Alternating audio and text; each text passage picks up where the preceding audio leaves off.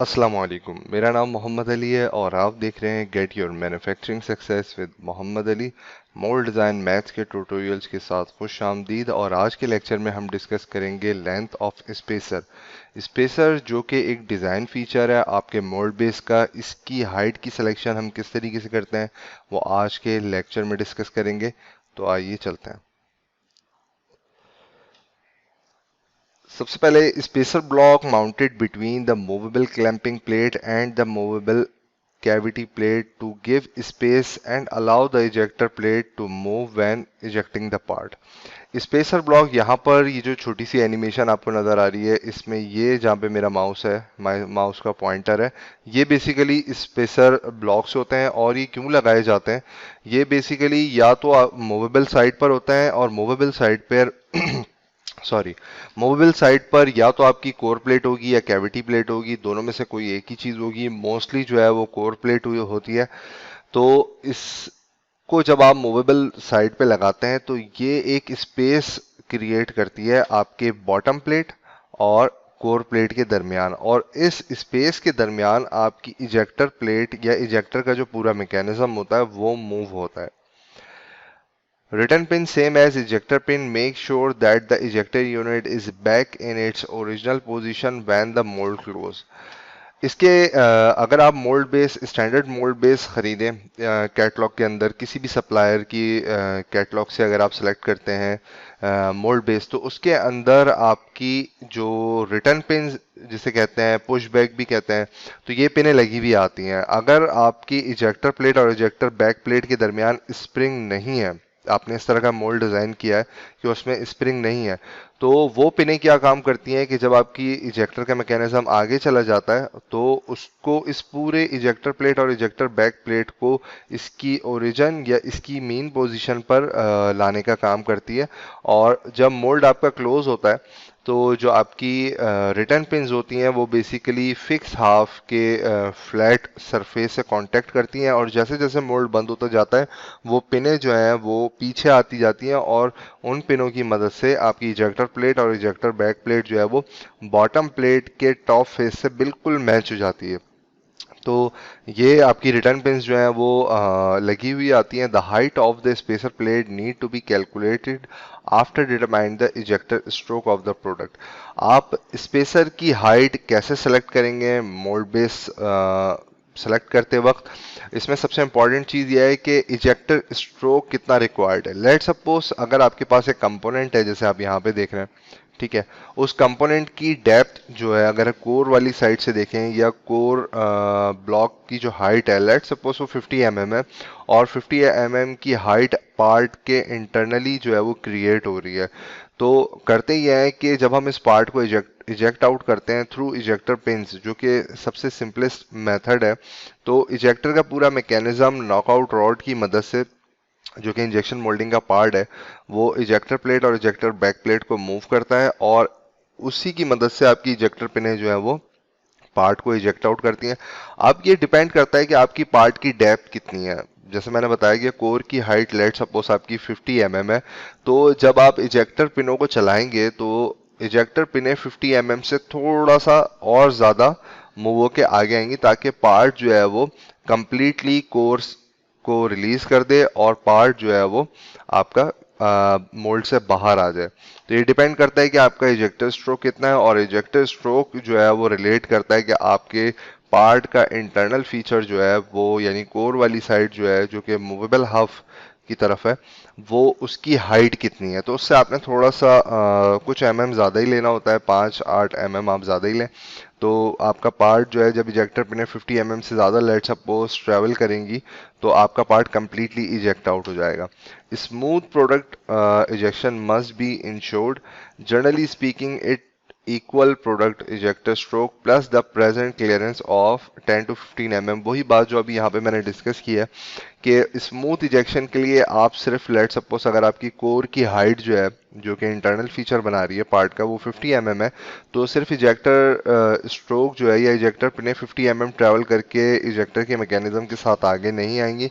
उसमें आप 10-15 एडिशन कर लें, ताकि आप डैम श्योर हो जाएं कि पार्ट ने कोर को कंप्लीटली रिलीज कर दिया है। अच्छा, नेक्स्ट हम डिस्कस कर रहे हैं जनाब design guide of special block in mode. वो कौन कौन से रेफरेंसेस हैं जिनको आपने कंसीडर करना है स्पेशल ब्लॉक की हाइट को सेलेक्ट करते वक्त। तो एक तो हमने देखा कि हमें हमें स्ट्रोक कितना रिक्वायर्ड है, यानी ये जो इजेक्टर बैक प्लेट और इजेक्टर प्लेट और ejector pins plus push back, इन चारों चीज़ों को मिला के एक इजेक्टर का मैकेनिज्म बन रहा है। इसने आगे कितना ट्रैवल होना है और पार्ट को कितना इजेक्ट आउट करना है। तो इसमें कुछ चीज़ें और भी ऐड हो जाती हैं। सबसे पहले आपने देखना होता है thickness of ejector plate and ejector back plate. इन दोनों की जो थिकनेस है आपने उसको कंसीडर करना है। Then ejector stroke distance, let suppose 50 mm है, तो मिसाल के तौर पर 20 मैं सपोज कर लेता हूँ कि 20 mm की इजेक्टर प्लेट और इजेक्टर बैक प्लेट है, प्लस 50 mm जो है वो इजेक्टर स्ट्रोक है, तो ये 90 mm हो गया। अच्छा, ये तो एक कॉमन, अगर आपने के इजेक्टर के मैकेनिज्म के अंदर स्प्रिंग नहीं है तो आपने बस इन तीन चीज़ों को ही जो है वो कंसिडर करना है, इजेक्टर प्लेट की थिकनेस, इजेक्टर बैक प्लेट की थिकनेस और आगे कितना ट्रैवल होना और उसमें क्लियरेंस। ठीक है, लेट सपोज आगे जो है वो 50 mm इस मैकेनिज्म ने ट्रैवल करना है, तो आपने सेफ साइड पर यहाँ पे थोड़ी सी क्लियरेंस जो है वो छोड़नी है, तो वो हम कंसिडर कर लेते हैं 20 mm है।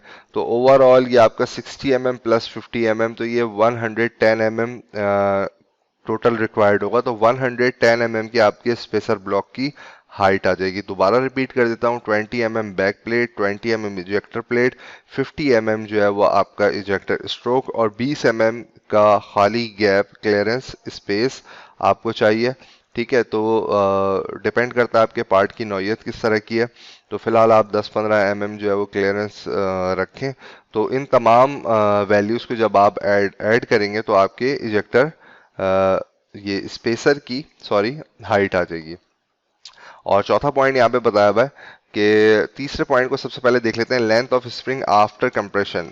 इसी वीडियो के बाद नेक्स्ट लेक्चर जो है वो स्प्रिंग की सिलेक्शन के ऊपर आएगा। उसमें मैं आपको डिटेल में बताऊंगा कि जब भी आप मोल्ड डिज़ाइन करें या डाई डिज़ाइन करें तो उसमें जब आप स्प्रिंग सेलेक्ट कर रहे हैं तो उसका डिज़ाइन गाइड क्या होना चाहिए। तो आपने लेंथ ऑफ स्पेस यहाँ पर स्प्रिंग भी कंसीडर करना है आफ्टर कंप्रेशन, यानी कंप्रेस होने के बाद। अच्छा, स्प्रिंग हम इसलिए डालते हैं ताकि अगर हम यहाँ पर पुश बैक या रिटर्न पिन नहीं भी बना रहे हैं तो उससे क्या होगा कि जैसे ही नॉकआउट रॉड जो कि इजेक्टर के मैकेनिज्म को आगे लेकर जा रही है, वो ऑटोमेटिकली जब नॉकआउट रॉड पीछे की तरफ मूव होगी तो स्प्रिंग की फोर्स उसे इजेक्टर प्लेट को और इजेक्टर बैक प्लेट को इसके ओरिजिन पे लाने में मदद देगी। ठीक है, यानी उसके लिए ज़रूरी नहीं है कि आपका मोल्ड क्लोज हो, तभी मोल्ड क्लोज होने के साथ साथ ही आपका इजेक्टर का मैकेनिज्म पीछा है। जैसे ही आप आपकी मशीन इजेक्टर का स्ट्रोक लगाएगी, पार्ट इजेक्ट आउट होगा। नॉकआउट रॉड मशीन की, इंजेक्शन मोल्डिंग मशीन की जैसे ही जो है वो रिवर्स होगी, उसके साथ ही स्प्रिंग के कंप्रेशन की वजह से आपकी इजेक्टर प्लेट और इजेक्टर बैक प्लेट, ये पूरा मैकेनिज्म जो है ये बॉटम प्लेट के टॉप फेस से आके मैच हो जाएगा। तो यहाँ पर हमने ये कंसीडर करना होता है कि जब ये मैकेनिज्म आगे जा रहा है तो कंप्रेस होने के बाद कितनी लेंथ बन रही है। नेक्स्ट वीडियो में इसको डिटेल में हम देख लेंगे। ठीक है, use support pillars in the middle और suitable location inside the core plate against the force of ejection. ठीक है, इसमें हम करते ये हैं कि यहाँ पर हमारे पास मेन स्पेसर तो होते हैं जिनका मैंने आपको बता दिया कि आपने किस तरीके से किन रेफरेंसेस के थ्रू इसकी हाइट जो है वो डिटरमाइन करनी है। लेकिन इसके साथ ही हम बाज़ औक़ात क्या करते हैं, सब स्पेसर भी लगाते हैं जो कि बॉटम प्लेट से होकर आपके कोर प्लेट या जो भी मूवेबल साइड पर आपकी पार्ट के अकॉर्डिंग जो है वो फीचर बन रहा है, कोर बन रहा है या कैविटी प्लेट बन रही है, तो वहां पर आप सेंटर में लोकेट करते हैं उसको।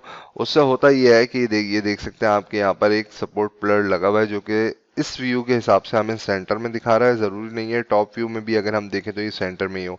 इसका काम ये होता है कि जब इंजेक्शन आप करते हैं तो इंजेक्शन के थ्रू यहाँ पर ये जो स्पेसर के ऊपर कोर प्लेट होगी, यहाँ पे बेंडिंग के चांसेस होते हैं, तो आप उसको एलिमिनेट करने के लिए सेंटर में राउंड शाफ्ट जो है वो मशीनिंग करके लगा देते हैं, ताकि जब इंजेक्शन हो किसी एक पर्टिकुलर पॉइंट पर तो वहाँ पर फोर्स की वजह से पैर जो आपकी प्लेट है वो बैंड ना हो।